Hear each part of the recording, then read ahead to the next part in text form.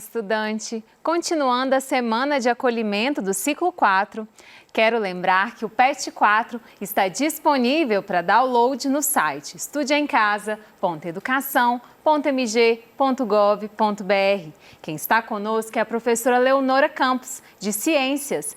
E nesta aula vamos retomar o tema Misturas no Cotidiano, que foi necessário para que os alunos pudessem resolver os exercícios do PET 3. Não é isso, professora Leonora? Isso mesmo, Dani. Bom aluno do 4º ano, estou com você hoje para mais uma aula de ciências, onde nós retomaremos aí a semana 1, 2, 3 e 4, para nos prepararmos aí para o ciclo 4, que está chegando aí semana que vem. Então, hoje, nosso assunto, nós vamos abordar todos os assuntos já trabalhados e a oportunidade que você vai ter para tirar as suas dúvidas. Então, na semana 1, nós trabalhamos aí as misturas no cotidiano. Trabalhamos sobre os tipos, as misturas que a gente lida aí no dia a dia. Você compreendeu as misturas que você faz aí na cozinha da sua casa, as misturas que você lida aí no seu dia a dia. Então, hoje nós trouxemos aí uma atividade para a gente, do seu PET, para a gente retomar aqui aqueles conhecimentos básicos e que, se você não compreendeu, hoje você terá a oportunidade de retomar e tirar aí as suas dúvidas. Leia aí para nós, Dani, fazendo um favor. Quais das substâncias abaixo não podem ser classificadas como misturas? Bom, mas vamos retomar aqui o que é misturas? Misturas é quando uma ou duas ou mais substâncias se agrupam, se juntam, nós vamos falar que formou uma mistura. Então, é necessário ter duas ou mais substâncias. Então, vamos aí, dentre essas questões aí, qual dessas você acha que não que são misturas e aquelas que você acredita que não são misturas? Então, nosso questionamento não podem ser classificadas como mistura. Então, a lágrima é uma mistura. Nós vamos encontrar aí o cloreto de sódio, nós vamos encontrar água, nós vamos encontrar várias substâncias aí na lágrima. O leite também, nós falamos aqui que ele parece, quando você observa o leite, até falamos aqui que ele parece uma mistura homogênea, mas que ele é heterogênea. Então, o leite também é uma mistura porque ele tem gordura, ele tem carboidratos, proteínas, água. E nós temos aí o ferro. O ferro, ele é um metal e ele não é uma mistura. O ferro, nós podemos falar que ele é um elemento químico da natureza e ele constitui o metal ferro. Então, ele não é considerado uma mistura. Água destilada. Uma água destilada, se você for analisar, ela só tem H2O, ela só tem hidrogênio e oxigênio. Então, ela não é considerada uma mistura. A água da torneira é uma mistura, porque nela você vai ter aí flúor, você vai ter sais minerais, você vai ter várias coisas. O ozônio, ele é só constituído pelos 3 átomos de oxigênio, então ele também não é uma mistura. A urina é uma mistura, porque nós vamos encontrar água, nós vamos encontrar aí cloreto de sódio, resíduos, que o nosso organismo vai eliminando. O refrigerante também é uma mistura, que você vai encontrar aí o açúcar, você vai encontrar as substâncias aromáticas do refrigerante, a água, o próprio gás carbônico. Então, a resposta certa seria a letra C, D e E, que não são considerados misturas. Um aluno do 4º ano, ele fez 2 misturas em 2 recipientes. Nós temos essa mistura aqui, viu, Dani? Água e óleo e um leite achocolatado, com chocolate. Quantas fases apresentou a mistura do recipiente 1 e quantas fases apresentou o recipiente 2? Então, você lembra quando eu coloquei água e óleo? Você percebia que tinha o quê? 2 fases. Já no leite com o chocolate, você consegue misturar tudo, você não consegue identificar as fases. Então, eu vou dizer que apresenta apenas uma fase. Então, tá aí a resposta, está no PET também, viu? Essa questão. Apresentou 2 fases e o recipiente 1 e o recipiente 2 apresentou apenas uma fase. Dê exemplos de misturas que apresentam uma só fase e misturas que apresentam 2 ou mais fases. Então, toda mistura que você não consegue identificar os elementos misturados, apresenta uma fase só, que é no caso água com sal, água com açúcar. E aquele que tem, você consegue identificar os elementos misturados, nós vamos falar que ele apresenta duas fases. É a areia e o óleo, e a água que nós fizemos aqui, que apresenta 3 fases. É a água e o óleo, a pó de serra na água, apresenta 2 fases. Então, é assim que a gente identifica uma mistura, quando ela tem uma fase ou apenas 2 ou mais fases. Na semana 2, nós falamos os tipos de misturas. Aqui a gente já deu nome às misturas. A Dani vai ler a primeira para nós aí, fazendo o favor. Vamos lá. Classifique as misturas abaixo em homogêneas ou heterogêneas, indicando o número de fases. Então, vamos retomar aqui. Falamos que quando a mistura ela apresenta apenas uma fase, fizemos várias demonstrações, ela é chamada de substância, uma mistura homogênea. Se ela apresenta mais de uma fase, ela vai ser classificada em mistura heterogênea. Uma fase homogênea, 2 fases heterogêneas. Vamos analisar. Água mais vinagre. Você consegue analisar, tirar lá o vinagre dentro da água? Não. Apresenta uma fase, não é, Dani? Então, ela é mistura homogênea.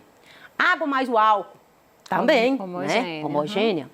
Mas se você pega areia, pedrinhas e água, você consegue ver a água, a pedra e a areia. Então, são 3 fases, é uma mistura heterogênea. Dani tá boa já, viu? Serragem mais água mais areia, 3 fases. Mistura heterogênea. Água mais sal? Homogênea. Não consigo separar, né, Dani? Limalha de ferro mais areia. Também eu consigo ver as 2 etapas, né? As 2 fases. Então, é uma mistura heterogênea. Água mais açúcar é homogênea. E o soro caseiro, nós até fizemos aqui o soro caseiro também, é uma mistura homogênea. Então, misturas homogêneas estão aí, que nós já falamos. E a resposta das misturas heterogêneas está aí também para você. Assinale. Leia para nós, Dani, fazendo favor. Assinale verdadeiro, V para as afirmações verdadeiras e F para as falsas. Então, vamos pensar aqui. O ar atmosférico é uma mistura? Você lembra que nós falamos aqui que quando junta 2 ou mais substâncias se misturam, é uma mistura? Então, o ar atmosférico, ele é uma mistura. Por quê? No ar nós vamos encontrar gás carbônico, poeira, vapor de água, oxigênio, gás carbônico. Veja aí quantas substâncias que nós encontramos no ar. Então, é verdadeiro, não é isso? O sangue é considerado uma mistura? Teve até numa live, não foi, Dani? Teve, não tira dúvidas. Não tira dúvidas. Nós falamos aqui do sangue, que ele é constituído de glóbulos brancos, vermelhos, plaquetas, que tem aí a parte do sangue, que é o plasma, que é a parte líquida, não foi? Então, o sangue também é uma mistura. Uma solução de água mais açúcar é uma mistura heterogênea? Falso, porque é uma mistura homogênea. Uma mistura homogênea apresenta mais de uma fase? Falso, porque nós falamos que a mistura homogênea apresenta apenas uma fase. Vamos aí para a outra aí, Dani, semana 3. Nessa semana 3, nós trabalhamos aí como separar as misturas. Aí tivemos aí vários experimentos e que nós trouxemos várias formas de separar as misturas. Então, vamos verificar aqui como que separam as misturas. Leia para nós, Dani, fazendo um favor. Lá. A Anitta fez um bolo e, ao colocar o açúcar de confeiteiro para decorar, peneirou esse ingrediente. Por que ela fez isso? Podemos dizer que ela usou um método de separação de misturas? Bom, se ocorreu uma mistura, eu posso analisar e verificar qual o método que eu posso separar. Então, eu posso analisar as substâncias misturadas e vamos relembrar aqui algo interessante que eu falei na aula. Quando você mistura 2 substâncias e que você não consegue visualizar o material misturado, é uma substância homogênea. Então, o método de separação dessa mistura, ela se torna até um pouco mais complexo. Então, nós aqui nas nossas aulas, nós aprendemos a fazer aí os métodos de separação de misturas homogêneas, mas nós dedicamos muito aí na separação de misturas heterogêneas. Eu lembro que a gente trouxe aí essa situação da mãe fazendo um bolo e peneirando né, peneirou os ingredientes para fazer em cima do bolo, o açúcar, por exemplo. Então, ela pegou o açúcar confeiteiro, peneirou. A mãe também peneira o trigo, né, para fazer aí o pão, para fazer o bolo. E nós podemos dizer que ela usou o método de separação, não usou, Dani? E nós vimos vários, nós vimos a filtração, a decantação, a peneiração, a imatização, a atração magnética, né? E nós fizemos, assim, várias separações. E esse tipo de separação que ela peneirou, então, nós falamos que é um método de peneiração. Utiliza muito na zona rural, para peneirar o feijão. O pedreiro utiliza muito para peneirar areia, para fazer a massa. Então, é uma prática que você utiliza muito aí na sua casa. Eu lembro que aqui nós peneiramos a farinha e o feijão para separar. Então, foi muito legal. Então, nós utilizamos um método de peneiração. Vamos aí para 2, Dani? Vamos. A mãe de Gustavo, após ferventar o macarrão para fazer o almoço, despejou o macarrão cozido que estava na panela com água no escorredor. Você pode dizer que ocorreu um tipo de separação de misturas? Legal. É o interessante que a gente estudou aqui. Fizemos várias misturas no cotidiano, mas nós também aprendemos a separar as misturas dentro do nosso cotidiano. Aí a gente trouxe esse contexto, né, onde a mãe coloca o macarrão para ferventar e de repente ela tem que separar aquela água do macarrão. E aí geralmente ela utiliza lá na sua casa aí o quê? Um objeto que a gente chama de escorredor, não é isso? Que ela joga aquele líquido, a água desce, né? E fica aí o macarrão, a parte sólida. Existem outros métodos também que a gente utiliza da mesma forma na nossa casa. Quando sua mãe, por exemplo, vai fazer o café, você já pensou que ela coloca lá o filtro, o coador, né? Coloca o pó, ela esquenta a água e coloca lá dentro. O que acontece? O pó fica no filtro, filtra aquela água, aquela tinta do café que é eliminado. Então, você utilizou o quê? A filtração. Então, tanto a mãe de Gustavo ela filtrou ali o macarrão de uma certa forma no escorredor para passar a parte líquida, como nós também utilizamos esse método aí para fazer o café. Existe também a filtração aí quando a gente utiliza na própria abastecimento de água, falamos isso aqui também na aula, que utiliza a filtração da água para chegar nas nossas casas uma água limpa, purificada. É um método de filtração, onde as impurezas são retidas. Vamos para outra aqui, Dani? Vamos. Leia o trecho do poema Catar Feijão, que faz parte do livro A Educação pela Pedra, de Melo Neto, e responda a questão a seguir. Ora, nesse catar feijão entra um risco, o de que entre os grãos pesados, entre um grão qualquer, pedra ou indigesto, um grão imastigável, de quebrar dente. Qual o processo de separação, de mistura, que o poema faz referência? E a gente já usou muito isso aí, né? Que de catar feijão. De catar o feijão.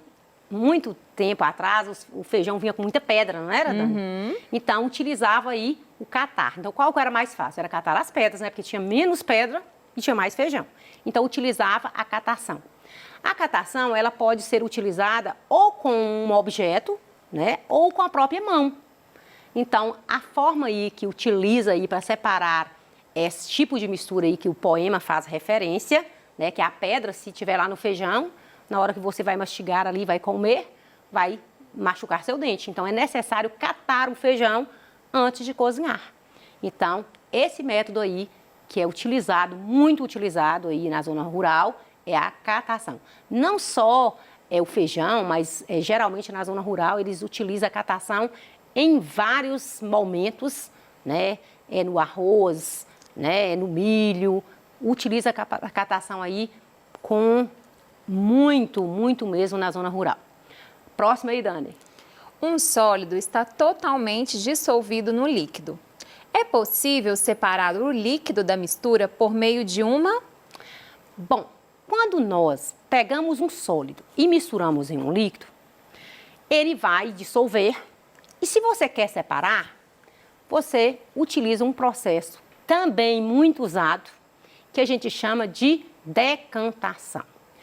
Falei que também no abastecimento de água utiliza muita decantação, né? Que as impurezas descem, a água mais limpa fica em cima. O pote, antigamente, que utilizava na zona rural, era um exemplo de decantação. A água, às vezes, tinha alguma impureza, aí ela decantava, ficava no fundo, e a parte limpa, mais limpa, visível, né, limpa, ficava por cima. Não é uma água boa para beber, porque a decantação ela não filtra, ela só decanta as impurezas. Então, a palavra certa seria a resposta decantação. A próxima aí, Dani. A água do mar é uma mistura. Na extração do sal de cozinha, a partir da água do mar, a técnica usada é... Quando a mistura da água com o sal é uma mistura homogênea, como é que se usa? A evaporação. A evaporação é o método de separação do sal. Quem vai na praia sabe que toma banho, aí quando vem que o sol aquece, fica cheio de sal.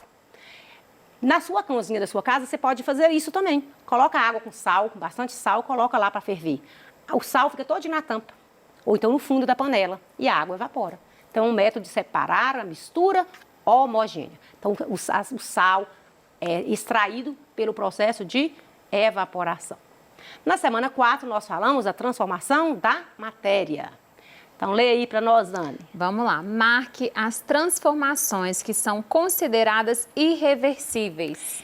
Então, vamos pensar. Transformações irreversíveis são aquelas que não voltam ao seu estado de origem. Ele muda completamente suas características. Então, vamos pensar aí. Roupa manchada com água sanitária é um horror. Se você manchou a roupa, é irreversível. Esquentar a água, ela volta, né? Ela volta a ser o que era. Esticar uma mola, também volta. Envelhecer, infelizmente, não volta, né? Que tristeza, né, gente? E apagar a luz, né? Você não altera. Então, as respostas certas é a letra A e D. A questão 2, Dani. Você já parou para pensar quantas coisas se transformam ao nosso redor? Todos os dias, em todo lugar, conseguimos observar as mudanças que ocorrem nos materiais, até mesmo dentro de nós. Essas mudanças podem ser observadas a partir da alteração de cor, textura, na digestão dos alimentos. Sabendo disso, dê exemplos de: letra A, transformações que ocorrem em seu corpo. Então, falamos aqui que a nossa digestão é uma transformação química que acontece dentro do nosso corpo e o nosso processo de respiração também, digestão e respiração. É só a letra B, tá, Dani? Letra B, transformações que ocorrem na natureza. Então, falamos aí da decomposição, que é um tipo de transformação que ocorre na natureza, né? A decomposição, onde aquela casca de banana, de laranja, ela decompõe e transforma em adubo para a própria terra. E a formação da ferrugem, o ferro jogado lá no quintal da sua casa, vem ali o oxigênio, bate o oxigênio do ar com a umidade também, forma a ferrugem. A letra C. Dê exemplos de transformações que ocorrem no seu dia a dia. Então, cozinhar os alimentos, né, uma transformação. Fazer um bolo é também uma transformação. A número 3, Dani. Um aluno do 4º ano misturou a água com vinagre e colocou um pedaço de palha de aço. Após algum tempo, retirou a palha de aço e observou algumas mudanças nas características da palha de aço. Letra A. Qual mudança que houve na palha de aço? Então, falamos aqui que fizemos esse experimento e vimos que a palha de aço ela formou a ferrugem, ela mudou a cor. E a letra B, Dani? A transformação que ocorreu foi reversível ou irreversível? Irreversível, né? Porque ela não volta a ter as características de antes. Irreversível. Vamos para a última? Isso. Podemos classificar algumas transformações como reversíveis. Um exemplo é a água líquida, transformar em água sólida, em gelo. As transformações reversíveis podem ser desfeitas. Letra A. Dê exemplos de transformação reversível. Reversível é quebrar um vidro, amassar uma lata, amassar um papel. Fizemos esses experimentos aqui. E a letra B? Dê exemplo de 3 transformações irreversíveis que estão no seu dia a dia. fazer coalhada, fazer um bolo, fazer uma calda de um pudim, tudo são transformações do dia a dia, não é isso? Chegamos agora no final da nossa aula, retomamos aí a semana 1, 2, 3 e 4, para que você tivesse a oportunidade aí de sanar as suas dúvidas relacionadas às atividades do PET. Espero que você tenha gostado. Te aguardo aí para o nosso ciclo 4. Vai ser aulas assim maravilhosas, excelentes. Te aguardo aí com muitos experimentos, com muita novidade. Fique ligado e eu conto com a sua presença na próxima aula. Até breve!